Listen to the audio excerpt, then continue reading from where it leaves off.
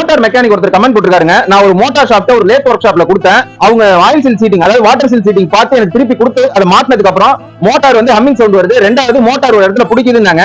அது என்ன கம்ப்ளைண்ட், அதை சரி பண்ண முடியுமான்னு கேட்டிருக்காருங்க. இப்போ அந்த மோட்டார் ஷாப்ல நம்ம மாட்டிருக்கோம் பாருங்க. இந்த மோட்டார் ஷாப்ல என்ன ப்ராப்ளம் அப்படின்னா, இந்த இடத்துல வாட்டர் சீல் சீட்டிங் வெல்டிங் பண்ணிருக்கா.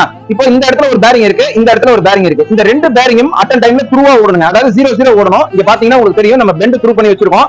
மூணாவது இந்த பார்க்கக்கூடிய வாட்டர் சீலும் வந்து பாத்தீங்கன்னா 0-0 ஓடணும். அட்டன் டைம்ல இந்த ஷாப்ட் இந்த எட்ஜ் அதாவது இந்த முனையில இருந்து இந்த லாஸ்ட் எண்ட் வரைக்குமே எந்த விதமான மேல கீழே போகாம 0-0 ஓடுனா மட்டும்தான் இந்த ஷாப்ட் மோட்டார்ல ஓடும். ஒரு சில லேத் ஒர்க் ஷாப்ல என்ன பண்ணிடுறாங்க அப்படின்னா, அதாவது புதுசா வேலை கத்துக்கிட்டு அனுபவம் இல்லாமல், நான் எல்லாரையும் சொல்லலீங்க, ஒரு சில பேர் என்ன பண்றாங்கன்னா டைரக்டா செக்ல கொடுத்து அந்த வாட்டர் சீல் சீட்டிங்க பாத்துறாங்க. அவங்க வாட்டர் சீல் சீட்டிங்க பாக்குற இடத்துல மட்டும் தான் த்ரூ பண்ணுவாங்க. ரெண்டு பேரிங் உள்ளுக்குள்ள அவுட்ல தான் ஓடிட்டு இருப்போம். இது வந்து புது செக்கா இருந்தா பிரச்சனை இல்ல. ஒருவேளை பழைய மிஷின் இருந்தா இந்த மாதிரி நம்ம 0-0 த்ரூ பண்றதுக்கு ரெண்டு பேரிங் த்ரூ பண்ணிட்டு இதை சீட்டிங் பண்ணோம்னா சூப்பரா வரும் அப்படிங்கறத தெரிஞ்சுக்கோங்க. அந்த நண்பருக்கு தான் கம்ப்ளைண்ட். இந்த